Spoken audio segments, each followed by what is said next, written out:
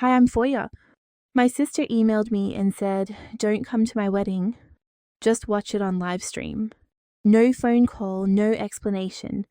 Just a link, like I was a distant cousin, not the one paying for the entire thing. But that wasn't the worst part. What hurt more was realizing I'd spent years being useful, not loved, valued for my money, but erased from the moment.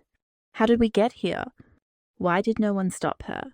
And what would you do if the people closest to you decided you were just convenient? Let me tell you what happened next. It was just after 6:11 May, when I clicked confirm on the final transfer. $50,000 gone in under 5 seconds. Like it wasn't nearly half the equity I had in this house. I sat back in my kitchen chair, the smell of burnt toast still lingering from a breakfast I'd half finished that morning. On the speakerphone in front of me, my mother was talking over me again. And Sabine said she can probably squeeze in the orchid wall if we let go of the string quartet. Thoughts? I don't think Marina wants to lose the quartet. I said, that's not what she said earlier. Mom snapped. Besides, Z let the bride decide. You're not the one getting married. I bit my lip and blinked toward the fridge.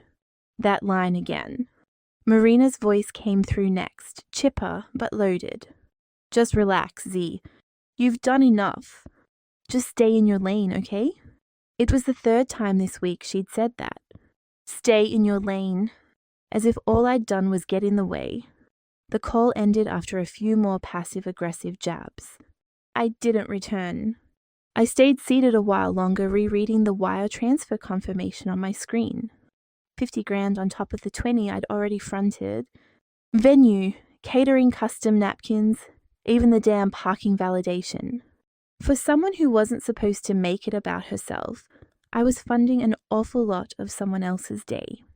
Later that evening, I was curled on the couch, flipping absently through my iPad when the family group chat buzzed.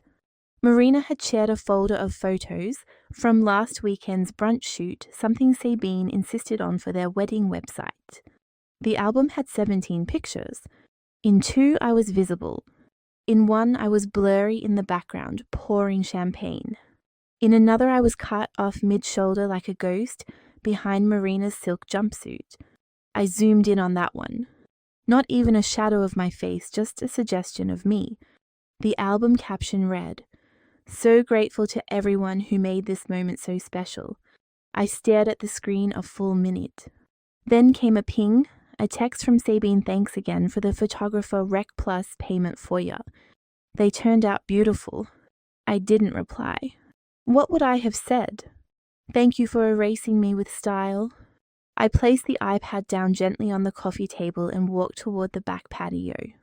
The spring air was warm but not heavy. Just enough wind to make the bushes outside dance a little. The porch light flickered once before stabilizing. I pulled my cardigan tighter and sat down in the old wicker chair Dad had refinished 5 years ago. The cushions were new, but I never replaced the creaky frame. There was something honest about how it groaned under weight. The wine glass on the table was still full. I didn't touch it. Instead, I sat there staring into the middle distance, as if some invisible line had finally been drawn across my world. The silence that night was different. Not sad, not peaceful, just full. It hummed in my ears like static. Maybe because I was finally hearing myself think for the first time in months. I whispered, not to anyone, not even myself, really. I paid for this family celebration. Why do I feel like I should apologize for showing up? The words just hung there. I didn't reach for my phone. I didn't scroll through the messages that would no doubt pile in by morning. Each one a new request. Can you call the baker? Can you pay the final balance on the linens? Can you pick up Marina's hairpiece from the boutique? They never said please. They never said thank you. Only we thought you didn't mind. And maybe I hadn't. Maybe for a while the convenience of being needed had been enough. Being useful meant I couldn't be ignored. But tonight I realized something worse than being invisible was being visible only when they wanted something. A breeze moved past, rattling the wind chimes. Marina had once called tacky. I liked them. The sound reminded me that some things made noise even when you weren't looking. Inside, the lights in the kitchen were still on. My laptop screen had gone black, but I was wide awake now. I stayed out on the patio longer than usual. The light inside the house had gone dim, and the breeze carried just enough chill to remind me the night wasn't waiting on anyone. I finally stood, stretched the stiffness out of my legs, and headed inside, shutting the sliding door behind me with a soft click. By the time I got upstairs and settled into the corner of my home office, it was close to 9:30. I turned on the desk lamp, booted up my laptop, and opened my budgeting spreadsheet. The wedding expenses were still there, line after line, number after number, all tied to my bank account. Sabine's fees, the custom napkin, orders the deposit for the 4-tier cake Marina swore she couldn't live without. I leaned back in my chair, rubbing the bridge of my nose when my phone rang. Mom lit up the screen. I hesitated. Let it ring once, twice, then I picked up. Hey, I said flatly. She didn't waste time. I was just checking in. How are you holding up? I heard Marina's been a little tense. Tense. That's how she framed it. I'm fine, I said. A little tired. There was a pause followed by a low sigh. Verzehrlisten. Your sister's under a lot of pressure. It's her big day and there are so many moving parts. You know how these things go. I didn't answer right away. She continued, I know you've always been the steady one, the logical one, and I respect that. But maybe now's the time to let Marina shine. You've had your career, your independence. Marina only has this. There it was the familiar script. You're saying I should step aside so she doesn't feel overshadowed. I said, keeping my voice even. I'm saying just don't make this about you. Please don't ruin this for her. Before I could say another word, she hung up. I stared at the phone stunned. Not because I hadn't heard it all before, but because this time it didn't sting the same way. Not as much. I went back to the spreadsheet, opened the vendor folder, clicked through receipts. I wasn't doing this for recognition. I'd given up on that years ago. But I wasn't doing it to be erased either. Another ping. I looked down and saw an email notification. Subject line, guest list, finalized from Marina. I clicked. The message opened with no greeting. No. Hey sis, just a statement. After talking with Nathan and his family, we've decided to keep the ceremony very small. Given the seating limits and some sensitivities on his side, we think it would be best if you attend virtually. We'll send a private link for the live stream. My stomach tightened. This will help keep everything smooth and drama-free. Hope you understand. Then in italics, at the bottom, like a throwaway joke. Don't take this the wrong way. Lol. I stared at the screen, not blinking, just frozen. There was no room for misinterpretation. No space to tell myself I was overreacting. I'd been asked, not invited, to watch my sister's wedding on a screen like a stranger, like some distant acquaintance, not the woman who had covered nearly every bill. No greeting, no apology, not even a thank you, just a link. I sat there motionless for a while, my hands flat on the desk. My office felt colder than before. I glanced at the wine glass I had brought up earlier, still full, still untouched. I read the email again. Then I hit reply, typed 4 words. Sure, enjoy your day. No punctuation, no emotion, just precision. I clicked send, shut the laptop, and stood. Downstairs, the house was silent. I poured the wine into the sink, washed the glass, dried it. Every motion steady. I didn't cry. I didn't scream. I just knew something had shifted. Something I couldn't name yet, but it felt permanent. I walked back upstairs and crawled into bed. The ceiling fan whirred softly. The email buzzed again, a calendar invite, this time with the live stream link. I turned the phone face down on the nightstand and turned off the lamp. But I didn't sleep. Not yet. Because while they were busy planning the perfect photo ops and floral centerpieces, I was making my own plan. one that didn't include being treated like a placeholder, one that didn't include begging to be seen. The sun hadn't even crept over the rooftops when I got up. No alarm, no noise, just that heavy stillness you feel when your body gives up on pretending to rest. I slipped on my shoes and grabbed a hoodie off the hook. The sky was still dark blue, just starting to break into grey. I didn't bring my phone. I didn't need to check the time to know it was too early for anyone else to be out. That was the point. The streets were quiet, save for the occasional click of a sprinkler or the rustle of a trash bin, knocked crooked by last night's wind. I walked without thinking about where I was going. My feet seemed to know something I didn't like. They had decided that moving forward was better than sitting still. I passed Mrs. Kepler's house. Her porch light was on and the faint smell of her rosemary bush drifted across the sidewalk. It reminded me of the time I brought her soup after her surgery, and Marina called it brown water with a superiority complex. I didn't laugh back then, and I definitely wasn't laughing now. My pace slowed near the corner where the trees shaded the sidewalk just enough to make me feel invisible. That was the first time I noticed how good that felt, being unseen but not ignored. No expectations, no reminders that I was the responsible one or the sister with the real job. At the end of the street, I turned into the small neighborhood park. The benches were still damp from morning dew, and the swings hung motionless, like they too had nothing left to say. I sat down on the farthest bench, the one under the busted light post. That spot had always been mine. Since before Marina had her first boyfriend, before I bought my house, before Nathan was even a name in our lives. And that's when the memories came. Not loud, not fast, just steady, like water under a door. I remembered the dinner 6 years ago. I had just received the Rising Star Award from the firm. A big deal, even if no one in my family fully grasped what it meant.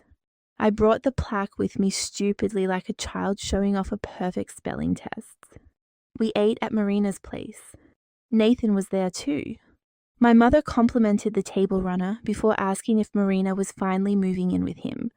I had smiled, then nodded, told myself. They didn't mean it that way.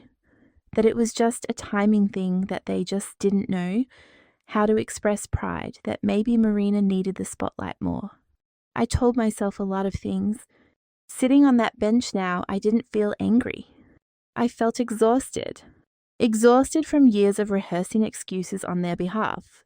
Tired of translating disrespect into neutrality. Done rebranding silence as grace. There was one moment, though, that kept coming back to me clearer than the rest. I pulled out my phone and scrolled through the old voice messages. There it was from last winter, the day after I told Mum I was thinking of starting my own practice. She had called me back late that night. I had saved the message. I pressed play. Her voice was softer than usual, maybe tired, maybe just trying to sound kind. See, I know you're going through a lot, but you've always been the steady one. I'm proud of you. I am. It's just, I only really have hope left in your sister. She's our last shot at a normal family, you know. Click. I sat there holding the phone like it had gained weight in my hand. I didn't cry. I'd cried the first time I heard it, then again the next 10 times. I used to replay it when I needed motivation, when I felt weak and wanted to remember why I had to push harder, why I had to be okay with not being enough. But not this time. I hovered over the screen for a beat, then tapped delete. The screen blinked and it was gone. Not archived, not moved to a folder. Gone. And I felt it. The first break in the chain. I leaned back against the bench, the wood cool through my sweater. A dog barked in the distance. Somewhere a door slammed. The day was starting, but I wasn't racing to meet it. For once I wasn't racing to prove anything. I had been the peacekeeper, the fixer, the one who smoothed out family drama like wrinkles on a cheap tablecloth. But peace shouldn't come at the cost of your own dignity. And fixing something meant it was worth saving. I wasn't so sure this was. I stood and stretched my legs stiff from the cold. The walk home was slower. I noticed more.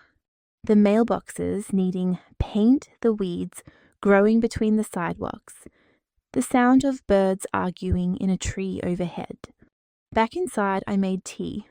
No phone, no laptop, just hot water. A mug and silence that didn't feel like punishment. For the first time in my adult life, I had deleted more than a voicemail. I had deleted the idea that I owed them an explanation for growing tired of being the one they only called when it cost them nothing. The next several days moved with the kind of weight you don't notice until it settles in your chest. I kept myself busy. Work grocery runs pointless errands just to get out of the house. Anything to avoid thinking too long or sitting too still. But the rehearsal dinner was coming and I had promised to be there. I arrived 20 minutes early, dressed simply but polished. A dove grey dress, pearl studs, low heels. Nothing flashy. I didn't want to draw attention though. Part of me wondered what difference that would make. The valet took my car without a word. As I walked into the hotel lobby, I passed the sign propped on an easel, Marina and Nathan's rehearsal dinner grand ballroom. A printed list of acknowledgements sat beneath it in elegant script. Special thanks to Nathan's parents, close family friends, the planning team, and Sabine events. My name was nowhere to be found. I read it twice, then stepped to the side, pretending to fix my earring as Sabine approached. "The ballroom looks incredible," she said with a smile. "You really made this happen." I nodded, glad it came together. She moved on, already pulled toward a group of vendors, waving her down. I stayed by the entry just long enough to steady my breathing before making my way inside. The room was beautiful, I'll give them that. Tall centerpieces, custom name cards, gold-rimmed glasses and menus printed on handmade paper. I found my place card at table 14, pushed back into a corner by the staff hallway. The restrooms were a few feet away. Every time the door swung open, the scent of bleach and something vaguely citrus hit my nose. My seatmate was a cousin I hadn't seen since high school, and a woman I barely recognized who said, "You're the sister, right?" As if I might be the florist instead. Across the ballroom, Marina was glowing under the soft uplights, standing arm in arm with Nathan while cameras flashed. She raised her glass in a staged toast perfectly framed between two ivory columns. I wasn't in the shot. I was seated out of range, facing a utility door and a stack of high chairs against the wall. They had physically placed me where I belonged, in their minds out of sight, out of the way. I didn't finish my plate. I ate a few bites of salad, sipped water, and folded my napkin. I stood slowly, not wanting to draw eyes. I tapped the cousin's shoulder and whispered, "Long day." "I'm heading out early." She nodded politely, already checking her phone. No one stopped me. No one noticed. The valet brought my car around within 3 minutes. The ride home was silent. I didn't even turn on the radio. I parked outside the house and sat in the car for a long time, engine off, fingers still curled around the steering wheel. I picked up my phone and opened a new message to Marina. "Hey." I noticed I wasn't credited anywhere and my seat was by the restroom. I stared at it, then hit delete. I typed again, "Are we okay?" Backspace that too. The screen went blank. My reflection in the glass looked tired. Tired of writing polite little sentences to people who never noticed they were cutting me to pieces. I locked the phone, set it aside, and sat back. A thought floated up, clear and steady. No more soft entries. Inside the house was quiet. I slipped off my shoes by the door, turned on a single lamp in the living room, and dropped my clutch on the couch. My heels had left faint indentations in the rug. That detail stuck with me for some reason. I poured a glass of water and drank it, slowly leaning against the counter, not angry, not bitter, resolved. They had sent a message not with words but with absence. And I received it not just in my inbox, not just in the seat near the restroom. I received it loud and clear, broadcast in every empty space where acknowledgement should have lived. And I knew something now, something I hadn't let myself admit until that moment. You don't have to scream to draw a line. You just have to stop explaining yourself to people who are never listening. By the time Friday rolled around, I had done what I always do, pulled myself together.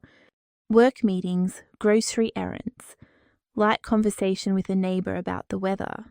It all helped maintain the illusion that everything was fine. But beneath it, something had shifted. Not broken, exactly just adjusted like a door that no longer shuts. All the way once the frame warps.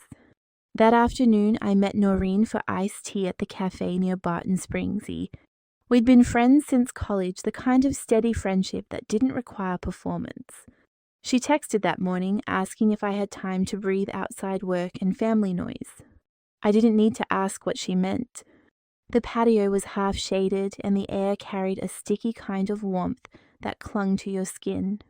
I stirred the ice in my glass while Noreen kept scanning the dessert menu without really reading it. She was building up to something. I could tell by the way she tapped her nails against her glass. First, she started, still not looking up. I wasn't going to say anything really, but I can't pretend anymore. I looked at her. Okay. She continued, I helped Marina finalize the table layout last week. She was stressed, I get it. But at one point she laughed and said, as long as my sister keeps paying, we're golden. Her exact words. The silence between us thickened. I didn't react right away. Noreen continued, voice lower now, like we were discussing a body buried in her backyard. Then she added, you know she's not going to pull out. She never does. And she laughed again, like it was a joke she'd told 100 times. I sat back in my chair, letting the plastic of the seat dig into my spine. My hands stayed folded tight, like I was afraid they might fly across the table if I let them go. She's not wrong, I said, finally my voice level. Not yet, anyway. Noreen shook her head. You're not a wallet. She's treating you like one. I didn't answer. I just picked up my tea and took a sip. The glass was sweating and the condensation had pooled beneath it like a slow leak. We parted ways an hour later after a promise to talk soon that neither of us would need to follow up on immediately. On the drive home, I kept the windows down. The air was thick, but I needed the noise. Silence in the car would have sounded too much like agreement. By the time I pulled into my driveway, the sun had dipped low enough to cast long shadows across the yard. I dropped my purse on the dining table and opened my phone out of habit. Instagram was still up from the morning, and Marina's profile hovered on my screen like an open wound. Her newest story popped up immediately. Special thanks to my future mother-in-law for the most heartfelt gift.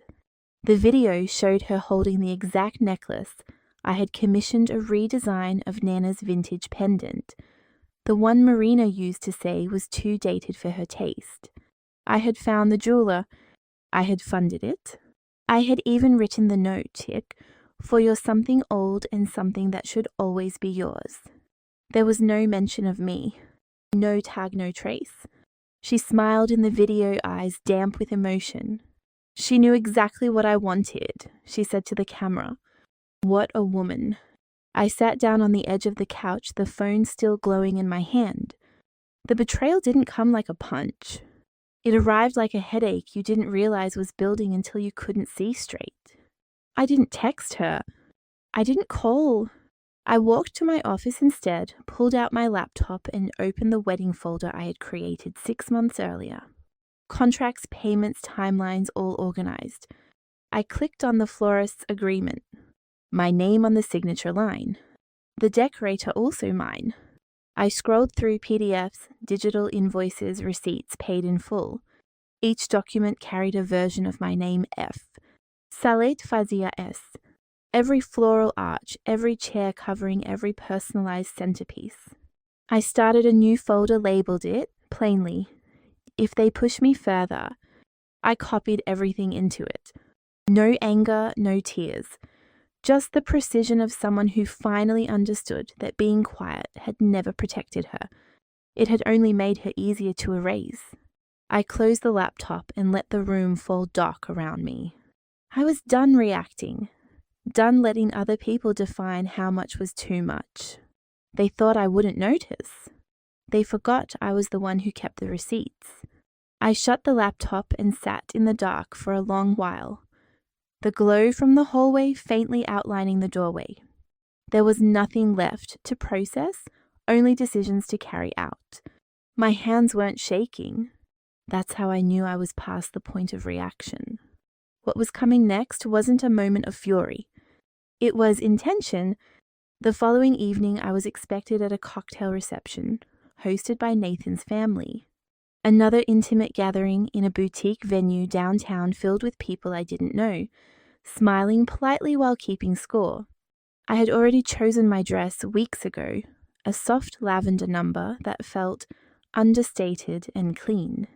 I remember trying it on and thinking it struck the balance between elegant and invisible. Not too flashy, but still enough to say I exist. I parked near the venue, gave my name at the door and stepped inside. The air was cool, perfumed with roses and money. I was greeted by a hostess who handed me a name tag. No title, just Fazia. Within minutes I noticed it. 3 members of the catering staff wore uniforms nearly identical to my dress. Same hue, same hemline, nearly the same neckline. A woman near the bar glanced at me, then nudged her friend and whispered something. Her friend laughed and said didn't realize the servers were off the clock tonight. I didn't react, not outwardly, but I caught Sabine's eye from across the room. She held the clipboard she was never without, scanning the space, assessing everything. When her eyes met mine, there was a pause, not apology recognition. I stayed for 20 minutes, maybe less. I smiled when expected, nodded through hollow greetings, took a single sip of sparkling water and excused myself. As I walked past the valet, one of them asked, "You done for the night, miss?" I smiled. "More than you know." Back home, I slipped off my shoes and changed into an old sweatshirt and leggings. I didn't turn on the lights. The city outside glowed faintly through the blinds. I opened my laptop again and went straight to the finance dashboard. The final payment, $41,000, was sitting in the queue scheduled for release at 7 a.m. The next morning, I stared at it. 11 minutes passed, but I didn't move. Then without a sound, I clicked cancel. The prompt came up on the screen. "Are you sure you want to cancel this transfer? This action cannot be undone." I didn't hesitate. Yes. I closed the browser and stood in the stillness of my apartment. There was no rush of satisfaction, just the solid weight of control settling back where it belonged. Early the next morning, I made my way to the bank. I wore neutral colors, no makeup, hair pulled back. I didn't want to be seen. I wanted to be heard. Carlos, the branch manager, greeted me with his usual gentle professionalism. "Good to see you again, Miss Sal." I followed him into his office, sliding the folder I'd prepared across the desk. Inside were printed copies of the same contracts I had reviewed the night before. "I'd like to formally cancel the final vendor payments related to this event," I said, keeping my tone neutral. Carlos glanced at the documents. "We can do that, of course. Just know there are some penalties with this timing." "I understand."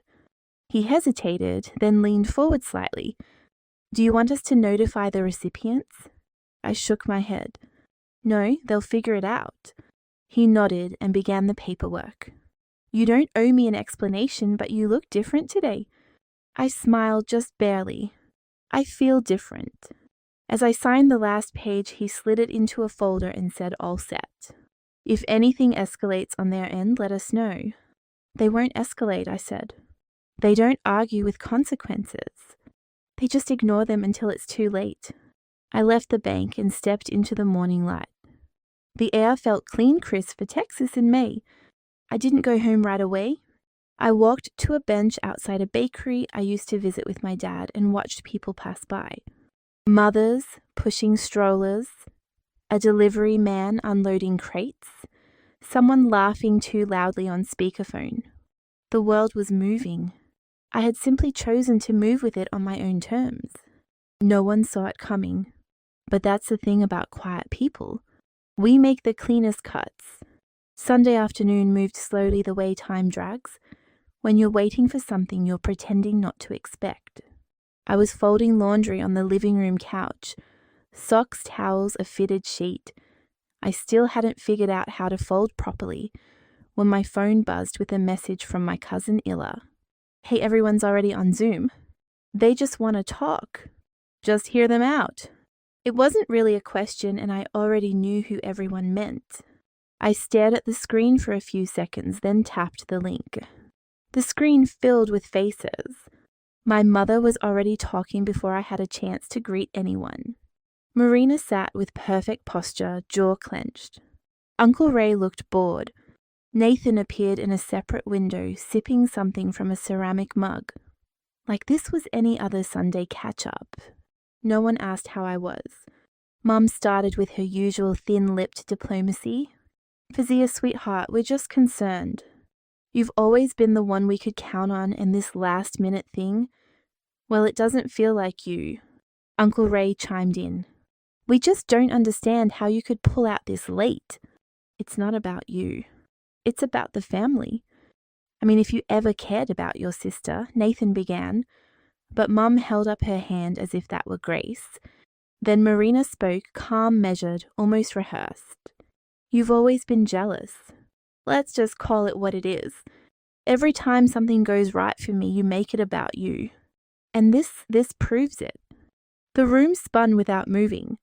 My hand stayed in my lap. I unmuted my mic. My voice didn't shake. Let's make something clear. I didn't cancel your wedding. I canceled my funding. You canceled me when you sent that email. You know, the one where you told me to stay home and watch online, like a divorced uncle you don't want photographed. Mum gasped. You're overreacting. Marina rolled her eyes. You're ruining the most important day of my life. Uncle Ray muttered, You're acting like a martyr. I kept my eyes on the screen. No, I'm just done being the ATM who doesn't ask for a receipt. I'm tired of being told I'm too much whenever I finally notice how little space I'm allowed to take up. I clicked leave meeting. The quiet afterward was immediate, not peaceful, just silent. The kind that settles after a door slams. Not even 2 minutes passed before the call started. First from my mother, then from Marina. Then Illa, then Marina again. I let each one ring until it stopped. Then came the text, she's lost it. What the hell is wrong with her? Just fix it first for once in your life. I sat by the window watching the sky go from peach to grey, then to a dusty purple that signalled the start of another warm night in Austin. My tea had gone cold, but I still held the mug as if it gave me something to do with my hands. They don't know me, I said aloud. And it was true. They didn't know the woman who no longer apologized for asking questions. The one who understood that blood doesn't excuse disrespect. That being the dependable one didn't mean I owed them my spine. They knew the version of me that stayed quiet to keep things smooth. The one who sent the check, signed the form, bit her tongue. That version was gone. The silence I'd given them before was permission. This silence was the boundary. And the beauty of a boundary, it doesn't need to be explained. It only needs to be enforced. I was folding a dish towel when the phone rang again. Not a number I recognized, but I answered anyway. Maybe part of me knew. Fazia. Her voice was strained, breathless. I could hear background noise, rushed voices, clinking glassware, someone giving instructions. It was Marina. I need you to listen, okay? Her tone cracked, then steadied. I messed up. I know I did. I was stressed. Mum was losing it. Nathan's parents were pushing me. But I never wanted it to get like this. I said nothing. She rushed on. We can fix it. I'll change the seat. I'll make a speech. I'll thank you. Just come. There it was. The same instinct to smooth things over, but now wrapped in panic. What she really meant was, please put this fire out so I don't have to admit I lit it. It's not about the chair, Marina, I said evenly. It's about you making sure I wasn't in the picture unless you needed the checkbook open. Silence on her end then with a cracked breath. Please don't ruin this for me. I'm not ruining anything, I said softly. I just stopped funding the illusion. I ended the call. By 11:00, the hotel staff was moving into high gear. Vendors bustled through service hallways. The ballroom shimmered under the light of chandeliers. Rose's candles chair, covers all lined up like a magazine spread. At exactly 11 to the Tuileries, a courier handed an envelope to Sabine, the coordinator. It was addressed directly to her. She read it once, then again, slower the second time. Her fingers tightened slightly on the paper before she stepped out of view, phone already in hand. Within 15 minutes, everything stopped. Floral staff pulled back arrangements. The catering team halted plating. A row of champagne glasses stood untouched on a silver tray near the entrance. Nathan's father raised his voice words I couldn't hear but didn't need to. A woman gasped near the door.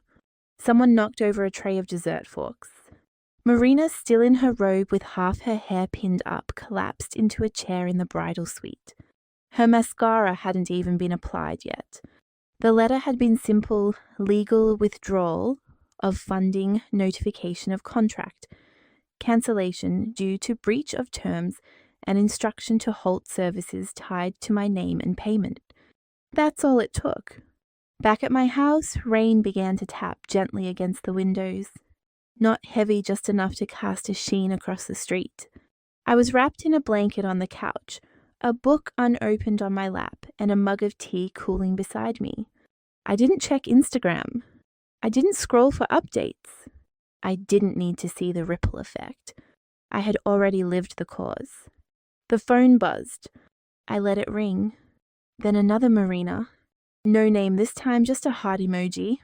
I deleted it. None of this had been about revenge. Not really. This wasn't about payback. It was about ending the lie I had participated in for too long. The lie that pretending everything was fine would make it true. It hadn't. I pulled the blanket tighter around my shoulders and leaned into the quiet. There was grief, yes, but it wasn't for the wedding. It wasn't even for my sister. It was for the version of myself that had tried so hard for so long to earn a place she had already paid for. I had been their safety net, their second plan, their behind-the-scenes fixer. But what happens when the one holding it all together finally lets go? They wanted a perfect backdrop. They wanted a clean narrative. They wanted a stage. I left them the echo. The sky was overcast the morning I left Austin. A dull grey blanket pressed low across the horizon, but it didn't feel ominous. It felt right, unpolished, honest. I loaded my single suitcase into the trunk of my car, locked the front door behind me, and drove to the airport without saying goodbye to anyone. There were no texts to answer, no last-minute pleas. By the time my plane landed in Denver, the sun had pushed through. I took it as a quiet affirmation, not of triumph, but of movement, something new. I checked into a small boutique hotel near Capitol Hill, one I'd chosen for its anonymity and modest charm. The woman at the front desk handed me a key card and said, "You're all set.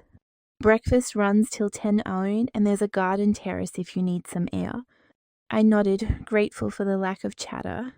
In the room, I unpacked slowly a few clothes, my laptop, a book I'd been meaning to finish for months. I folded each item as if it mattered where it landed. There was something meditative about doing something just for myself.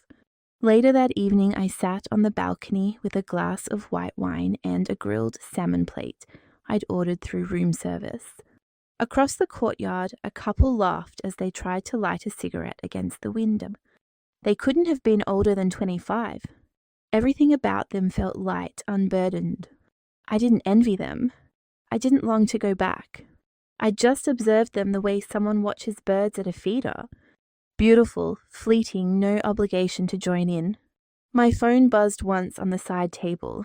A message from a former co-worker forwarding me a post from Marina's now private Instagram.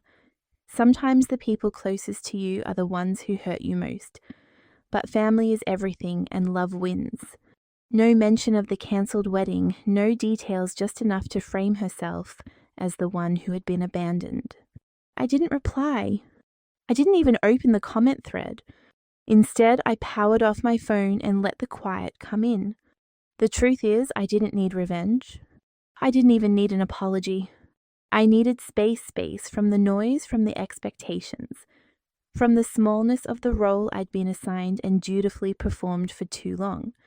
Back in Austin, people were talking. I knew that.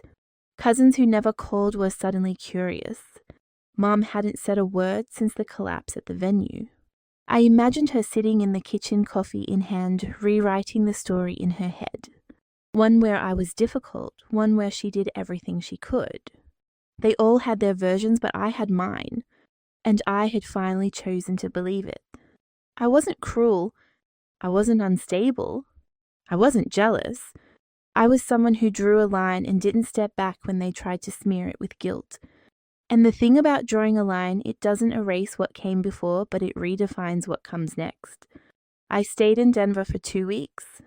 I walked unfamiliar streets, worked remotely. On the third morning, I smiled at the front desk clerk, without noticing I'd done it. By the fifth, I didn't flinch when someone asked, traveling alone. On my last evening, I returned to the same balcony where it had begun. A man a few tables away gave me a nod. Friendly, not flirtatious. I returned it, then turned back to my book. I wasn't lonely. I was just alone. There's a difference. I think what people misunderstand about walking away is that they imagine it's dramatic doors, slamming voices, raised endings punctuated by one-liners. But most of the time it's quiet. It's simple. It's someone not showing up where they once would have. No final speech, just absence. When I got back to Austin, I didn't return to the same house. I returned to myself. They'll say I ruined the wedding. I'll say I saved myself. Sometimes setting a boundary doesn't make you the villain. It makes you free. If there's one thing this entire experience has taught me, it's this: silence might keep the peace, but it can also cost you your place. And the longer you allow yourself to be reduced, dismissed, or used, the more you forget you were ever whole to begin with. I didn't walk away from my family. I walked toward myself. To those of you watching, maybe you're the one holding everything together. Maybe you've spent years being the responsible one, the forgiving one, the one who just wants everyone to get along. But here's what I want you to know. Being dependable doesn't mean you owe people your dignity. And if you're wondering whether it's okay to choose peace over participation, to choose yourself over the roles others force on you, my answer is yes. Not easy, not clean, but yes. Let me ask you, have you ever been made to feel invisible by the people closest to you? Have you ever had to walk away? Not because you wanted to, but because staying meant losing yourself? Tell me in the comments. I want to hear your story. And if this video made you feel seen, even just a little, let me know by commenting I below, or tell me where you're watching from. And if you didn't like it, that's okay too. Let me know what didn't sit right, and let's talk about it. We're not here to be perfect. We're here to be honest. If you'd like to hear more stories like this, real, raw, and rooted in what it means to be human, make sure to subscribe to this channel. Your support helps keep these stories alive and reaching others who might need them too. Thank you for spending your time with me. Until next time, be kind to yourself. You matter more than you know.